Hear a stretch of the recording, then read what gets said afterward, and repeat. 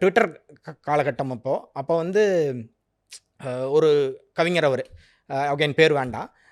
அவர் வந்து ஏதோ ஒரு உரையாடல் நடுவில் வந்து, நீங்கள் ஒரு புனை எழுத்தாளர்லாம் இல்லை இல்லையா, ஸோ நீங்கள் அவரை உங்களோட கம்பேர் பண்ணிக்க முடியாது, அந்த மாதிரி ஒரு உரையாடல் போச்சு. அப்போ தான் எனக்கே வந்து ஒரு அதிர்ச்சி உண்டாச்சு. அதாவது என்னதுன்னா, நான் தொடர்ந்து எழுதுகிறேன். இன்ஃபேக்ட் என்னுடைய ட்விட்டர் ஹேண்டில், என்னுடைய இமெயில், இது மாதிரி எல்லாமே ரைட்டர் சிஎஸ்கே அப்படி தான் இருந்தது.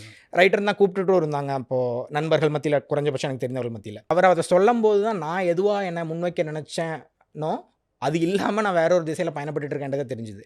அதிலிருந்து உடனடியாகவே நான் புனைவுகள் எழுத ஆரம்பித்தேன். அப்போ எழுதினதான் அந்த இறுதி இரவு அப்படின்றது. அதிலிருந்து தொடர்ந்து கடந்த 7-8 வருடங்களாக நான் என்னுடைய ப்ரைமரியாக புனைவு தான் வச்சுக்கிறேன். அதை மீறி நட்புக்காக இப்போ யாரோ ஒரு இதழாசிரியர் இந்த மாதம் எழுதுங்க அப்படின்னு கேட்டாலோ, அந்த மாதிரி விஷயத்துக்கு மட்டும்தான் நான் ஃபிக்ஷன் எழுதுகிறேன். மற்றபடி வந்து இருக்கிற நேரமே குறைவு, அதில் புனைவுக்கு தான் முக்கியத்துவம் கொடுக்கணும் அப்படின்ற முடிவு அப்போ எடுத்தது தான்.